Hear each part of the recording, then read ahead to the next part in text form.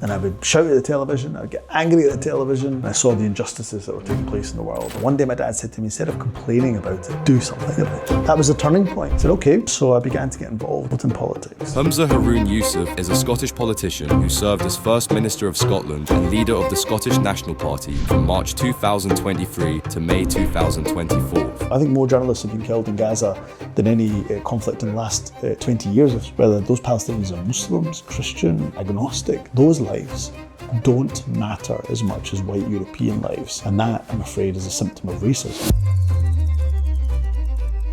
Today we have a very special guest on the Bricks to Riches podcast. This gentleman is very well known. He's the former First Minister of Scotland. Mr. Humza Yousaf, welcome to the podcast. It's a pleasure to be on. It's good to see you again. Likewise. One thing I must say, you've always been very humble when you're in office and when you're out of office. Very loving and down-to-earth person. That's why God's blessed you.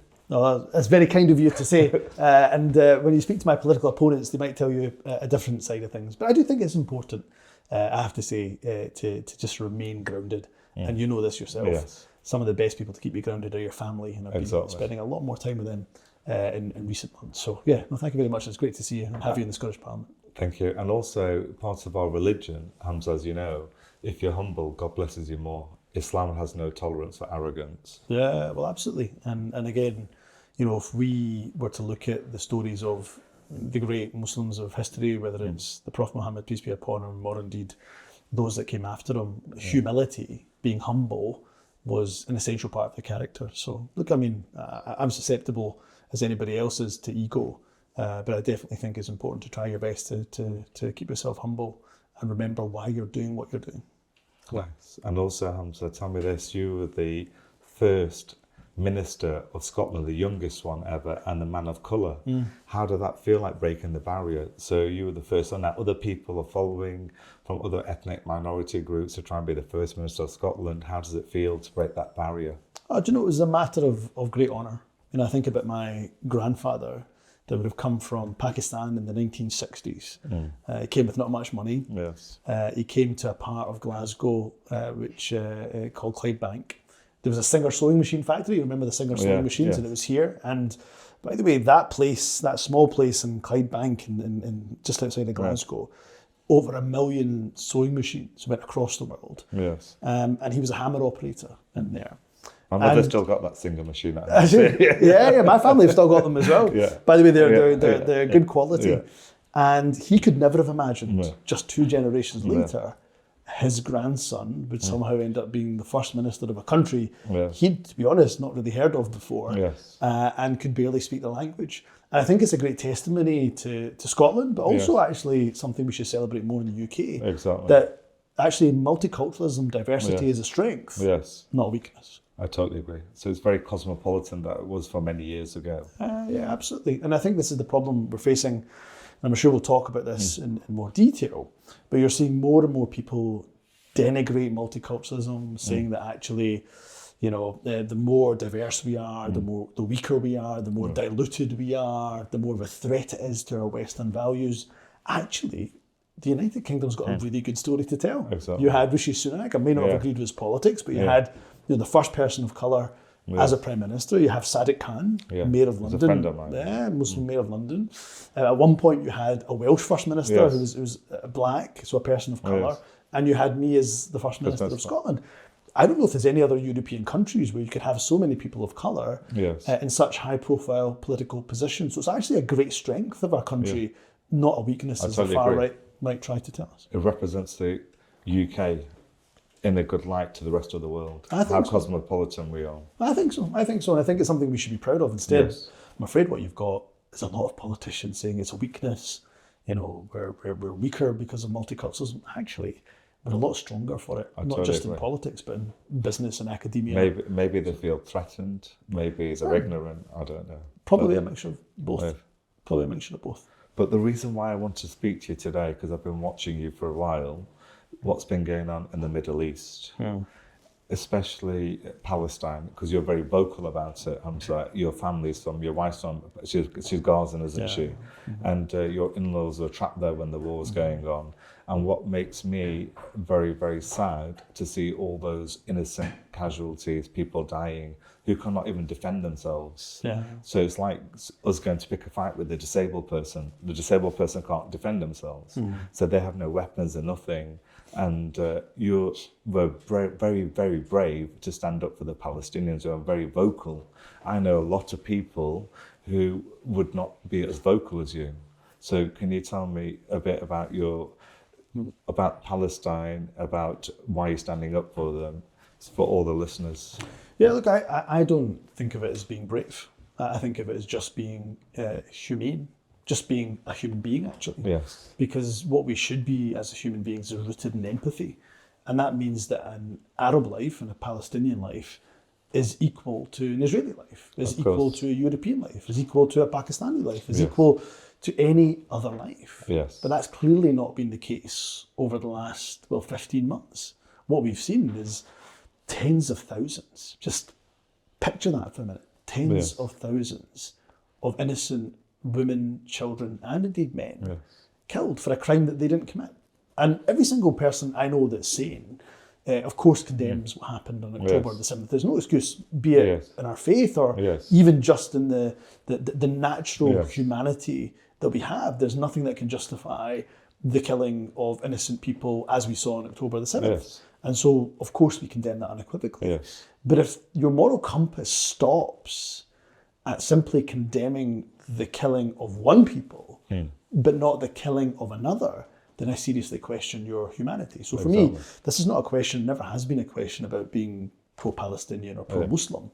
Actually, I'm pro-humanity. And that's why I keep speaking out when children, as a father of three, when I see children being killed and there's no accountability for it. Very, very sad. Because irrespective of religion, it doesn't matter what religion you are, there should be no innocent death. No. I mean, this is the entire point. We have international law for a reason. Yes. And international law has to apply equally. If it doesn't apply equally, then I'm afraid it's not worth the paper it's written on.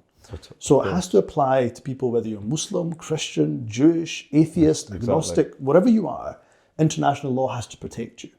And what it's done in Gaza, I'm afraid, is failed to stop some of the worst atrocities that I've seen in my life.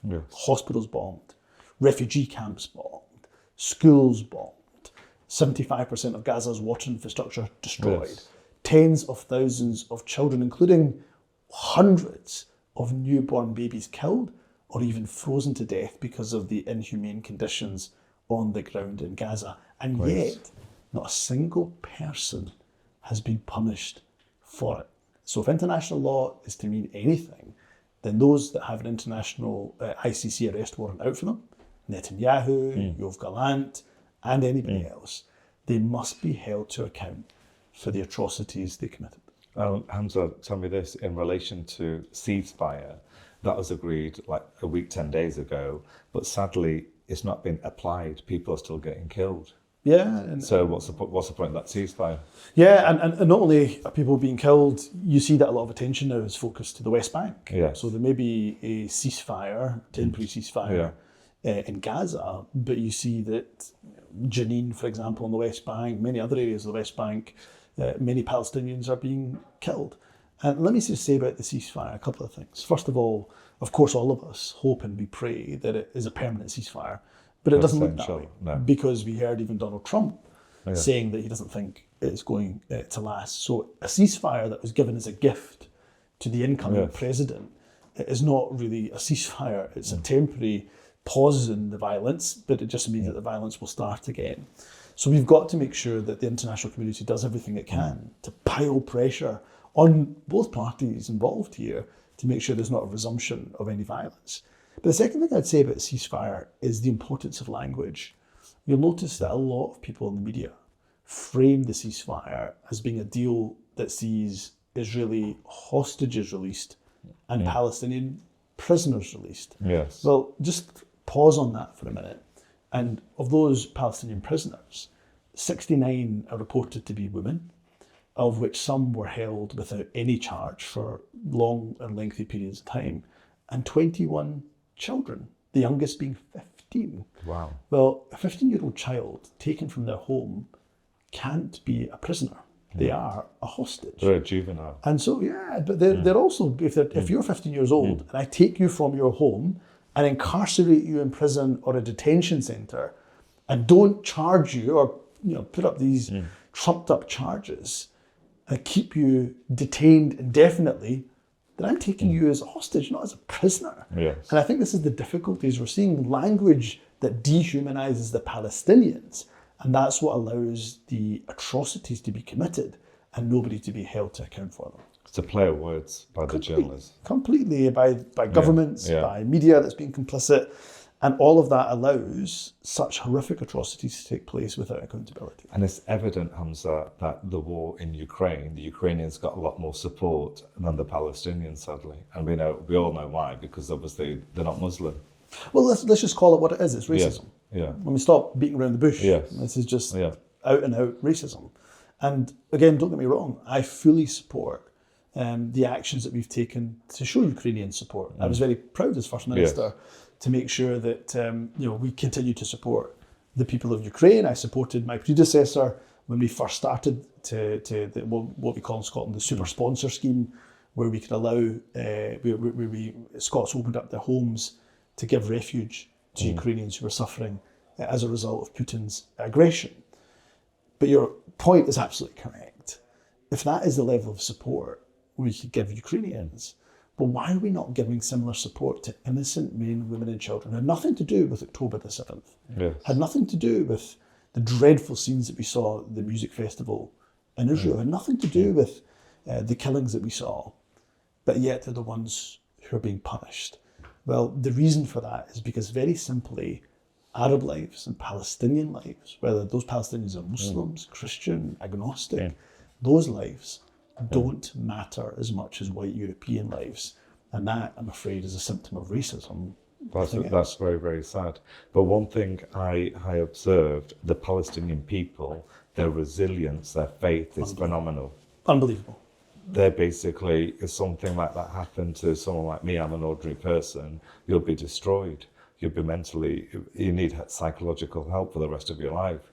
The Palestinians they have blessings from the Almighty. They have some amazing faith in God. I've never witnessed such incredible resilience and faith, as you rightly say, and people that have lost their children. Like you and I are fathers. Yes. We've got daughters and we've got a son as well. And you know that every single parent's worst nightmare is losing a child. And you and I probably think about it. I know I do as a father, you do as a father. Sometimes we think about, my goodness, oh God, what if this happens to my child, or that happens to my child. There's nothing worse that can happen. Yes. And yet we've got Palestinians that have lost babies. Yes.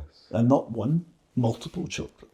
And yet their faith, their resilience, their strength to keep talking about their cause, their land being taken from them, to me, they are the strongest people in the world. Definitely. And the other thing is, when people give aid to Palestine, Humza, a lot of my friends, I know a lot of wealthy businessmen, everybody wants to help. I donate, people donate, but a lot of people are concerned when you give aid to Palestine, it's getting blocked. It's not getting through. What's your views on that? Look, I think that's always... It's going to take years to build Palestine now. Oh, I mean, the rebuilding of Palestine decades, will be years, and it will cost, if not trillions, if not billions or trillions of US dollars. Look, I think it's right that people should make sure that they're certain about the source of who they're giving to. And that's why there's some really trusted aid organisations. I mean, UNRWA's been on the ground for decades, and I know UNRWA very well. I think they do a great job. You've got excellent other charities such as Islamic Relief as well, who I'm a great supporter of. So you've got many good organisations and charities that do fantastic work.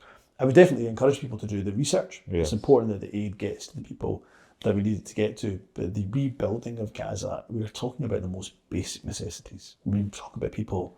The key things, hospitals, schools, roads, food. Go even one before that, but before that, people need water.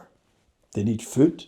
They need, shelter. I mean, they're literally in winter, with blankets over a couple of tent poles. And again, that's why so many children, even in the first week of 2025, 74 children were killed, many of them because of hypothermia. Wow. So we have to donate and be generous, and I think this is a reminder to myself. We've got to keep donating and being generous with our donations, because the people of Gaza definitely need it. And Ramadan's approaching, so it's a good time to give. It's a great time to give. And look, when I think about Muslims, the first word that comes to my mind is generosity. Yes. You know, Muslims are the biggest donors in the UK. Biggest donors in the UK. Yeah. There's a great report done by a number of people actually, but there's a good one by the Muslim Council of Britain about the Muslim pound. And we are one of the most generous, if not the most generous communities when it comes to charity giving. And so Ramadan's an excellent time. And of course, many people give their zakat, including myself, during the time of Ramadan to increase the blessing. So absolutely, and as I say, I can't think of a more needy people, more worthwhile people that you should spend your money on than the people of Gaza, who are in huge need. And I'm a strong believer, the hands that help are holier than the lips that pray. We can pray for them, we have to physically help as well. Look, I think everybody should do what they can. Not everybody's able to give. So those that are able to give, absolutely. And look, you and I have been blessed, and you know, we have good jobs and good salaries, and therefore are able to give.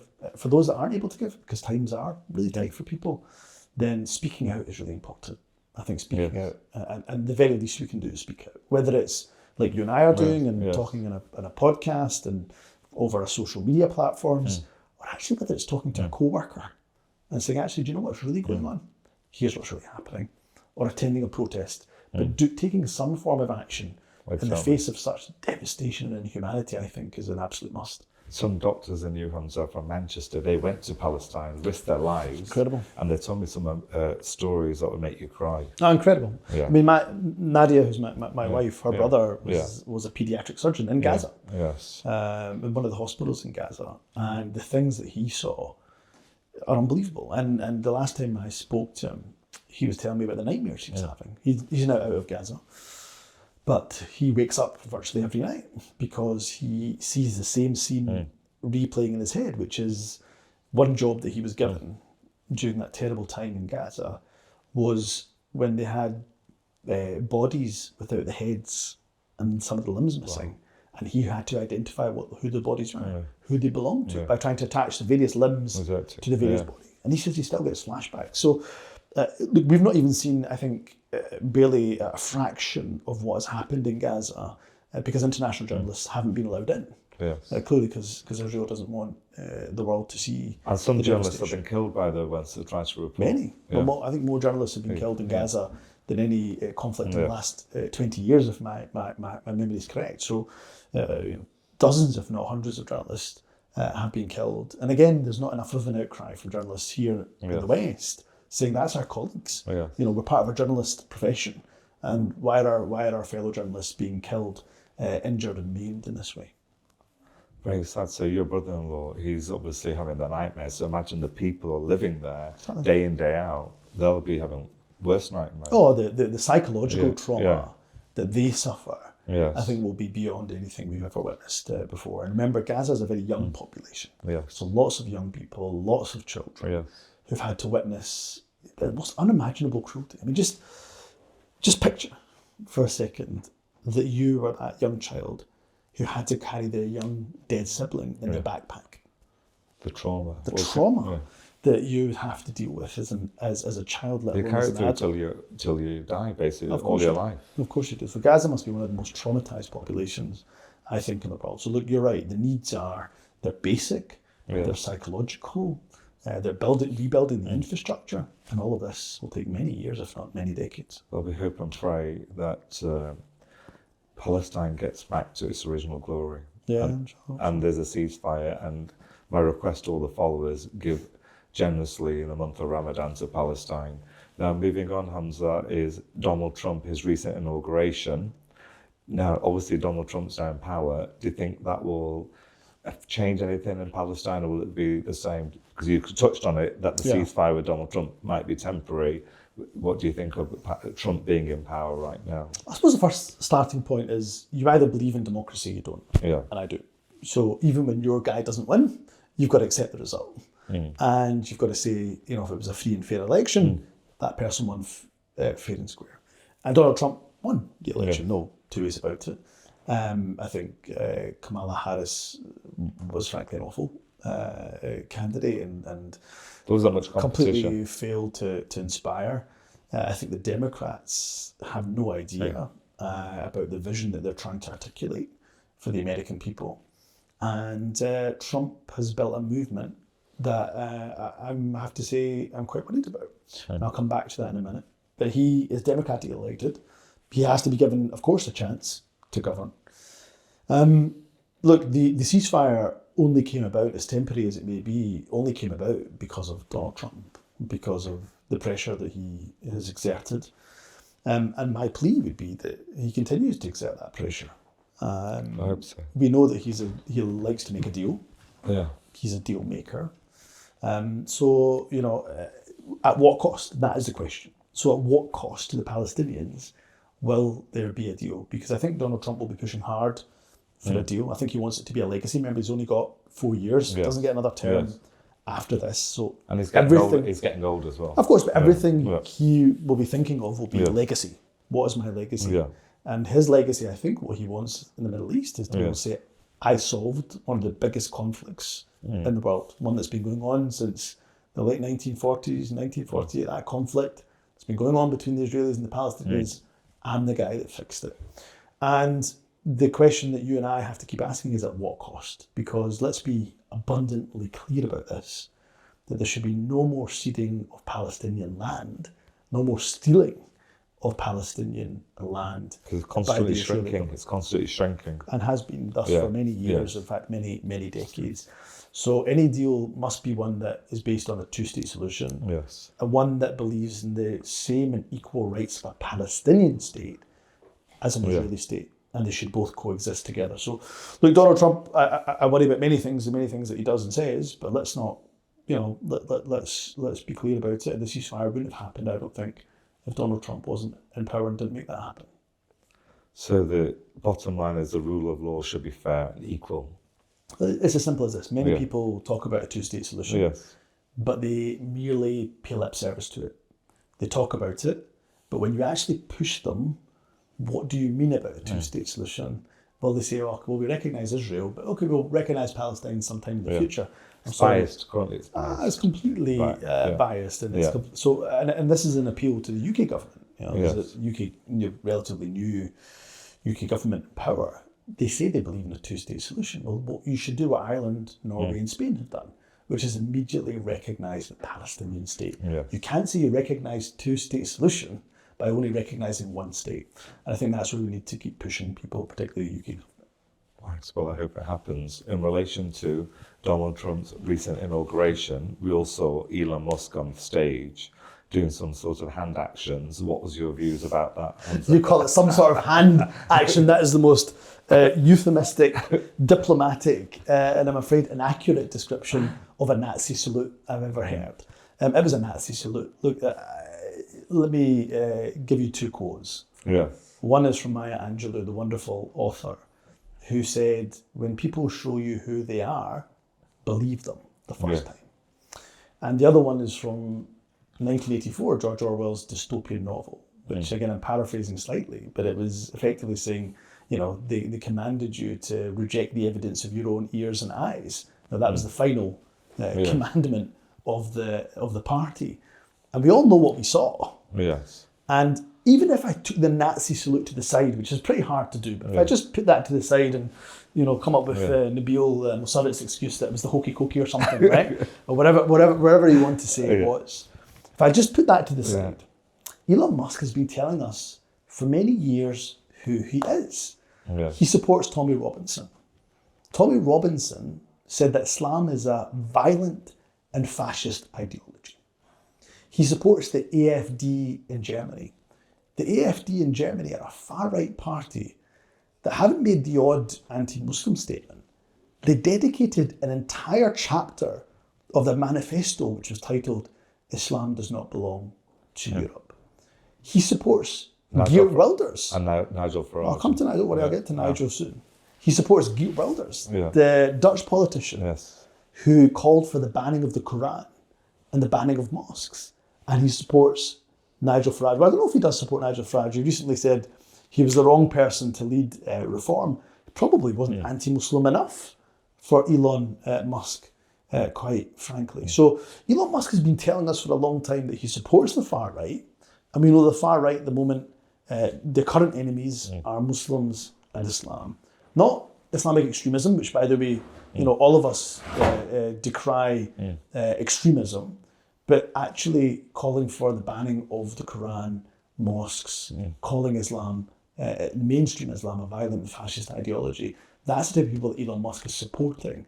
And we should open our eyes instead of constantly buying his Teslas and Starlink and whatever else. We should be saying, here is a man who has a very dangerous ideology and is now arguably the most powerful and therefore the most dangerous man on the planet. What makes him powerful? Because he's the richest man in the world. The money makes him powerful. Well, you're absolutely right. He's bought his influence to the tune of hundreds of millions of dollars to Trump's campaign. Yeah. And by some reports, he's now got complete and unfettered access to the president. And he sits on job interviews, reportedly. Yeah. There was one report I read, I think it was in the New York Times or possibly the Washington Post, but there was a report that he's even sat in the national security briefings. Here's a man that's not been elected, not had any Senate confirmation, not had any Senate process that he's gone through, but has literally not only bought himself influence in the White House, he's now trying to overthrow a democratically elected prime minister of a foreign country and an ally of the United States, Sir Keir Starmer, who, I've got lots of political differences with Keir Starmer, but he's democratically elected. And this man, the wealthiest man in the world, is now trying to overthrow him. It's democratically unjustifiable, and I think it's time more people called him out. So the only way they can call him out is obviously on social media, but he controls that, and also boycotting his products. Yeah, look, they should just call him for what he is. As I say, he's a far-right sympathiser. He's somebody who clearly amplifies disinformation on his platform. So yeah, call him out. We should make sure that there's more stringent measures taken against the spread of disinformation on social media. The amount of abuse now that you get on X is a complete cesspit of racial and Islamophobic abuse. So there has to be more stringent measures that are taken to try to curtail that sort of harassment. But all these far-right people you mentioned, like Elon Musk, Nigel Farage, Tony Robbins, all these people that you mentioned, they do not understand Islam. If you and I sat with them, or if they read the book, then maybe they understand. They're just ignorant. If they read the Holy Quran, they would understand. Islam means peace. Yeah, you're right in what you say, but I probably take a slightly different view to you, in that I don't think it's born out of ignorance. See, Elon Musk, the one thing we can say about him for sure is he's not an idiot. Elon Musk is, if anything, he's probably a genius. Yeah. And they say there's a fine line between genius and insanity, and I suspect he probably crosses over that line many times a day, frankly. But he's not an idiot. So the idea that he's kind of ignorant or doesn't understand what he's doing, or maybe if he, read the Quran or spoke more to Muslims, he would change his mind. I don't think so. I think he's ideologically driven. He supports clearly the far right, has far right sympathies very clearly from everything he does, says, and now gestures. I think the man believes that Islam and Muslims are a threat to Western values. And I think that's why he needs to be confronted, not appeased. Well, I think governments need to take stronger positions. I think they need to make sure that somebody... But he is the government. He is the White House. Yeah. What you do in America, I'm afraid, to my American Muslim friends, who I've got many of, I'm afraid I think it's going to be frankly a dismal and difficult 4 years for you in particular. I think it'll be difficult for most of the world. But I think for American Muslims in particular, it'll be a dreadfully difficult time, particularly, as I say, given the type of people that Elon Musk is supporting, and then by extension, Donald Trump might end up supporting himself. Well, we can only hope and pray that God makes it easy for the Muslims in America and the world. Yeah, sure. And we can take action. Yes. Hope, pray, and action. Be active, mobilise, be organised, and speak out. Inshallah. Now, the next point is far right. Far right, we spoke about far right just now in relation to, in Scotland, when they were far right, how come there's no riots in Scotland when the far right issues were going on? What was so good about the law and order? How come there's no riots? I actually don't think it was a law and order question. I think it was probably more a political question. And I'm not meaning that it was because of politicians that the riots didn't happen, but what I mean is, look, you're right, you had the dreadful spreading of disinformation around Southport. People like Nigel Farage and others are spreading all sorts of disinformation, innuendo, accusation. And the public are very gullible. And then there's the sections of society that lap that up. Yes. And of course we saw something that I never thought I'd see in my lifetime, that people were throwing bricks at mosques, attacking Muslims, attacking people of colour in the street, real pogroms against Muslims that were taking place. But you're right, that didn't spread to Scotland. And that's not to say Scotland is a utopia that's free of any racism and Islamophobia. Of course it's not. I get racism and Islamophobia here in Scotland on, I'm afraid, too regular a basis. But I think the reason why it didn't happen was, if I take this very building that we're in, for 25 years, we've had the Scottish Parliament. And the Scottish Parliament, regardless of which political party has been in power, Labour, SNP, whoever, we've tried to speak positively about migration and positively about multiculturalism and diversity, because we need it in Scotland. We need migration in Scotland. Scotland's demographics and population was going the wrong way for many years. Now was starting to go in the right direction, slightly plateaued now. So we need migration in this country, and it has been good for this country. And I think because politicians for 25 years of different political parties right across the spectrum have spoken positively, that I think the debate around migration and multiculturalism, Muslims, diversity, I think that is in a much better place here in Scotland than in some parts of the UK, where actually politicians have fanned the flames of racism, fanned the flames of racial tension, of Islamophobia through their language, to the point where we had a former Home Secretary, somebody in Suella Braverman's position, one of the most senior positions in the country, saying that the country is being run by Islamists. Basically saying Muslims are running the country. Statement. Well, it's an inaccurate statement. It's a dog whistle. It's designed to create a tension and to create a divide between us and them. Yeah. And that's somebody who occupied one of the most senior positions in UK politics. So, look, that's why I think we've perhaps had a better conversation in Scotland. We shouldn't be complacent about it, but we've had a better conversation here in Scotland. And it's, I think, one that we've got to make sure we have across the United Kingdom and across the world. Actually, diversity is a strength, not a weakness. I agree. Another point, Humza, is we have a mutual friend, Imran Khan. When you were in office, I can remember you told me he texted you congratulations and everything when I came to visit you. Now, sadly, Imran Khan has got 14 years in prison, and everybody said he's been politically muted because he's very outspoken. He speaks like you're outspoken. So the Pakistani military don't want him in power, and what the Pakistani, both overseas Pakistanis and Pakistanis in Pakistan say, that he's been politically muted because if he comes out, it'll be a threat to the army, and Donald Trump will help him get out of prison. What's your view about Imran Khan? Because it's just a shame, really. He's such a talented man. Yeah. And he's such a great leader that he's rotting away in prison. Yeah, look, let me, I suppose, preface what I'm about to say by being really open and blunt that look, I don't belong to any Pakistani political party. I don't have any affiliation to any Pakistani political party. I would work with any political party in Pakistan because I love Pakistan. It's a country that's very close to my heart. Scotland will always be my home. Scotland will always have my heart. But Pakistan, of course, is the land heritage of my mother, my father. Although my mother was born in Kenya, our ancestry, of course, from Pakistan. My father from small city Miachano in the centre of Punjab. So Pakistan is very close to my heart.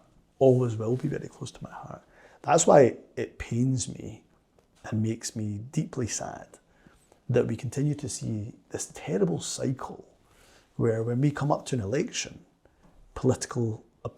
those in government end up imprisoning political opponents. And that cycle, if it keeps happening, continues to just chip away at Pakistan's democratic principles. And if I think about people who inspired me in politics, one of those was Muhammad Ali Jinnah, Quaid-e-Azam. And there was a man who was the founder of Pakistan, who was decades ahead of his time, talked about the equality between men and women, talked about the equality between faiths. Go to your churches, go to your temples, go to your mosques. Yes. He said you're free to pray here, to be who you are. Yes. He believed in democracy. And now what we've got, as I say, is this terrible cycle where people are thrown into jail, the political opponents, before an election. They are... Every politician in Pakistan's been to jail, whether it's Nawaz Sharif, and Shehbaz Sharif, that's why I disagree with all of these trumped up charges. It's not just about Imran Khan. Yes. You know, when Imran did it before, or when others do it before, I disagree with it. I disagree with, these, making up charges in order to throw people in jail just because there's an election coming and you fear the verdict of the people. Don't get me wrong, if politicians have done something wrong, they should absolutely be held to account. But it can't be a coincidence that these charges only come to light just before there's an election. And you're scared about the verdict of the people. And that would be my appeal to the government of Pakistan. Again, with great respect for your internal democracy and your internal judiciary, it is really important that the democratic principles of the country are not undermined. And that's what I fear has happened with the jailing of Imran Khan. 14 years is a large sentence. Yeah, 14 years, and I think his wife also has been given a sentence as well. So, these charges being brought against political opponents time and time again, before an election, shortly after an election, just undermines the democratic principles of a country that we love, and a country that has huge potential, but will never be able to realise that potential, I think, if it continues to go down this path. But Imran Khan, PTI, he has a lot of support both from overseas Pakistanis and in Pakistan. When he does a tour, lots of rally, millions of people turn up. So that's a reason why everybody says he's locked up, because he's a threat. They don't want people to turn up to these rallies and create disturbances on the street. But the other question is, Donald Trump, he said he'll get his friend out of prison because Donald Trump likes Imran Khan. And if he was out of prison, he would have been at Donald Trump's inauguration. So do you think Donald Trump can have an impact on getting Imran out or not? Look, possibly, but I would be somewhat wary of too much foreign interference. I'm giving an opinion. I don't have any power in Pakistan. I don't have any you know politics better than me. That's why I'm asking that question. No, but the point I'm trying to make is, look, I've got a political opinion. Yes. And everybody is free to express their political opinion. Yes. I don't have influence in Pakistan necessarily. I don't, of course, I know some of the key political players in Pakistan, but I don't have undue influence over the politics in Pakistan. And this has got to be an issue that's resolved by Pakistan itself, not by foreign interference, not by foreign governments demanding or blackmailing Pakistan what to do. So my hope is that the government of Pakistan doesn't require a phone call from Donald Trump or the UK government or any other government in the world, but it sees for itself that the best course and path for Pakistan is one that is rooted in the founding principles of its founder, Muhammad Ali Jinnah Quaid-e-Azam, which was not to fear the verdict of the people, but to embrace the verdict of the people. And I do hope that they realise that sooner rather than later. Because lots of rallies have happened for Imran Khan by overseas Pakistanis in US and Europe and England, but the government of Pakistan aren't taking any heed of that. They're just doing their own thing. Yeah, look, again, I just go back to my central point. This is about the government of Pakistan, I hope, realising that this cycle, because we've seen it, you mentioned some of the people that have been jailed before, you mentioned Imran Khan, Nawaz Sharif, Shehbaz Sharif, Zardari, Musharraf. The people, almost everybody who's occupied the office has ended up in prison, and usually ahead of an election taking place. And I just think if Pakistan continues to go down that path, continues with that cycle, then, as I say, it undermines its democratic principles, which is far away from the dream and the ideals and the vision that Muhammad Ali Jinnah Quaid-e-Azam had. Such a shame, because Imran would be a great leader. Oxford graduate, very intelligent, very smart, very brave like yourself. I think he'll be a great leader for the country. Yeah, but again, it would be for the people of Pakistan to decide, and they should be given a choice. Their choice shouldn't be curtailed, as you say. I mean, if political leaders are in prison, you don't get a chance to vote for them. So, look, as I say, whatever country you belong to, Pakistan, Scotland, United States, wherever you belong, you should never fear the verdict of the people. the people's verdict is the one that you should be embracing, and that you should give people the freedom of choice. So I do hope that the government of Pakistan breaks the cycle that we have seen grip Pakistan for many, many decades. Inshallah. Now the next thing is Brexit in England. Do you think because of that Scotland will ever become independent or not, Humza? What's your view about Well, it's that? interesting you phrased the question as Brexit in England. I'm afraid Brexit in England meant Brexit for Scotland, even though we didn't vote for it. So if you cast your mind back to the Brexit referendum that took place in 2016, it was a majority in Scotland, over 60% in Scotland, who voted to stay within the European Union. But we were dragged out of the European Union because, I'm afraid, of the fact that England voted for it. So we've got a really dreadful situation over the past almost 10 years where Brexit has been an unmitigated disaster, has really damaged our businesses here in Scotland. I'm certain it's the same across the UK, and yet we're trapped in it because we're anchored to the United Kingdom. And I believe in Scottish independence, and that's part of the reason I believe in independence. I believe in independence because I think the people of Scotland should make decisions about their own future, Exactly. not another country. Yeah. So if we voted to be in the European Union or leave the European Union, it's our choice, as opposed to be dragged out of the European Union against our will. So, going back to you being in office, would you think you ever go back to being in office or not, Humza? Would you want to be in office again or not? Well, one of the wonderful things that's standing down as First Minister is I've been able to enjoy being a father and being a husband. And so for the first time I attended one of my children's sports days. Never attended any of them before because I was too busy, whether it's First Minister or Health Secretary or, I had 12 years in government.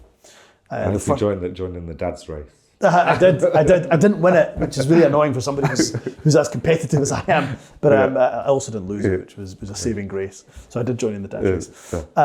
Also, the first time I ever went to a parents' evening. I've got a 50-year-old child, a stepdaughter, I was mentioning before we came on camera, and the first time I'd ever been to any of our parents' evenings was this year. So the short answer to your question is no, I'm not standing again because the next time the Scottish elections take place, which will be in 2026 next year. I've decided I won't stand again. I'll look to see what else life holds for me, what other chapters there are to write, and hopefully make way for another generation of political leader to come forward. What do you think of young adults going into politics? What do you think, my experience of young children, young adults, when they go into politics, it doesn't have the same kudos that it used to, because everyone's realising, we just touched earlier about Donald Trump and being in power and Elon Musk in office, they know there's people behind the scenes.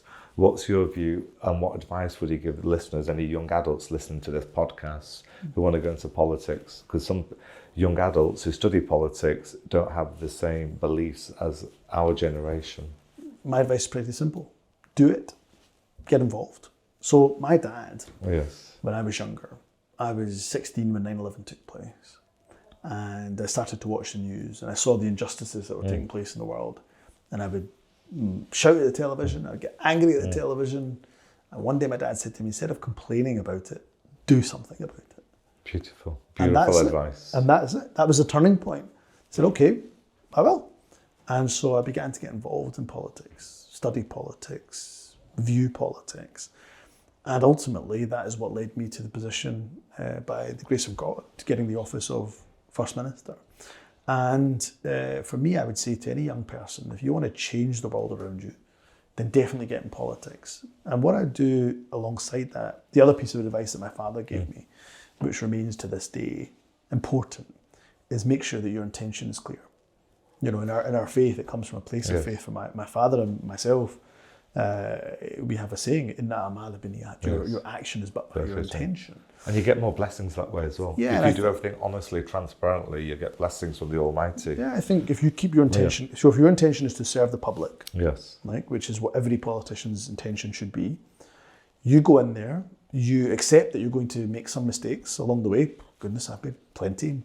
sure my opponents will tell you the full list, right? But you know, you're going to make mistakes. But you learn There's from gonna each be- mistake. Each mistake you learn. Of course you do. Yeah. Of course you do. You definitely do. Go in with a clean intention. Accept that you'll make mistakes. Be willing to learn. And you know what? Put your heart into it. If you're passionate about something, passionate about your community, passionate about making the world a better place, then politics is the best arena by which to do it. Because political change, you can, instead of complaining about things, you can actually make changes to law, to legislation, to regulation. You can support good causes.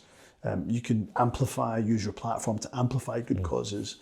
There's a lot that you can do in politics that you can't do not being in politics. So my advice to any young person is do it. Make sure your intention is clear.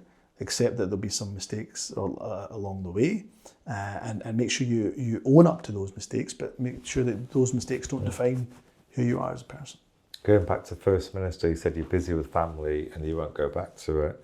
But maybe later on in life, when your kids are all married off, like Donald Trump, you can join when you're 80 plus. If you compare me to Donald Trump again, you and I might end up falling out. Look, I think in truth, I've never really created a big long plan of what my life is going to dictate. You know, You just go with the flow. Look, God is the best of planners, right? I agree. And you are exactly where you're meant to be at that particular moment in time. So look, I've been exceptionally blessed. I'm always grateful. I say to my wife, and she says to me, we've got to practice gratitude 24/7. Because I'm grateful for all the blessings I've had And in life. then when you practice gratitude, you actually get more blessing. Yeah, I think so. Yeah, I think that's true. So I practice a lot of gratitude. Try to remind my kids of it can be a bit difficult, especially when you try to serve them broccoli on the plate. You know, just be grateful for what you've got. But I think if you practice gratitude and then you go, you know what, the rest is in God's hands, and whatever I'll do post 26, I'm sure it will be adventurous. Well, I wish you good luck. Thank The other thing is, Humza, when you... Final question. We've only got I've got two questions, a couple of questions. So Try and combine them. Yeah. What challenges did you face as an ethnic minority group? Going into politics, you must have found some challenges. Yeah, absolutely. Being a minority, when you're a person of colour, Yes. to be frank, there's more of a target on your back. There's more people who will, and not just people, fellow politicians, even some from your own party, believe it or not, as well as opponents, but the press and the media will look to try to take you down. There's undoubtedly an element in every country, including this one, of institutional discrimination and bias. That's part of the course. We know that. So go in with your eyes wide open if you're a young person of colour, or whether you're young or not so young. If you're a person of colour going into the public eye, there will be more attention on you. And you have to But be also, better. You have to be better than the masses, then, don't you? You're expected to be. Yeah. I mean, you shouldn't have to be. It should be a meritocracy, as they often say. It should be that if I'm as good as you, then I'm going to get the respect and the kudos that comes with that everybody else gets. But look, for all those challenges, we can be kind of negative about all that. The wonderful thing I've noticed, as I say, is in this country, and not just Scotland, the whole of the UK. Is that, look, people of colour have managed to get to exceptional positions. Yes. Prime Minister, Mayor of London, First Minister of Scotland, First Minister of Wales, had people as the Home Secretary, Chancellor of the Exchequer. People of colour in all these different roles. And it goes back to something I said at the beginning, we should celebrate diversity, see it as a strength, not as a weakness. I love Great Britain. England's given me great opportunity. I've done very well in business. If I was in Pakistan, I was born here, I probably would not have done well. So I'm grateful for being born here, working here. God's been very kind. Yeah. On that point, the Scottish economy, what do you think of that? Because in England, Great Britain, a lot of millionaires, every 45 minutes, a millionaire's leaving England to live abroad because of the taxes, and they feel safer, and there's more opportunities to make money. What's your views on the Scottish economy? Well, the Scottish economy is very strong, quite resilient. We've got a lot of excellent things going for us in the Scottish economy, whether it's things like the fantastic renewables potential we've got. If it's the oil and gas, of course, which of course is declining, but it's still an important value and asset for us. We've got amazing food and drink. You and I don't drink, but whiskey, for example, is a huge export worth billions of pounds for Scotland. So we've got fantastic kind of foundations, as well as some brilliant universities. I mean, St Andrews University ranked above Oxford and Cambridge, I think, for a second year in a row now. So you've got some fantastic foundation blocks for our economy. I think my simple argument around independence is that surely we should have all of the fiscal and monetary levers in our hands as opposed to a government that's hundreds of miles away. And the very last point I'd make about taxation, look, I'm afraid I'm unapologetic about the point that those who earn the most, like you and I, we should pay more in our taxes, because that is how society, I hope, society is able to provide for those that are the most less vulnerable. fortunate. Yeah, so we've got a progressive, now don't get me wrong, you've got to balance that out with ensuring that you're very attractive for wealth and the creation of wealth. And I think in Scotland, we're, and as much as the UK, always trying to get that balance right. Okay, and what do you think of digital currency? Well, it's interesting, we've got a Scottish Government consultation out on what we call digital assets, which includes digital currency at the moment. So I think we've got to make sure we're not lagging behind. We've got to make sure that we're embracing new technologies, but there's got to be regulation, and that's not going to be just UK regulation, but global regulation.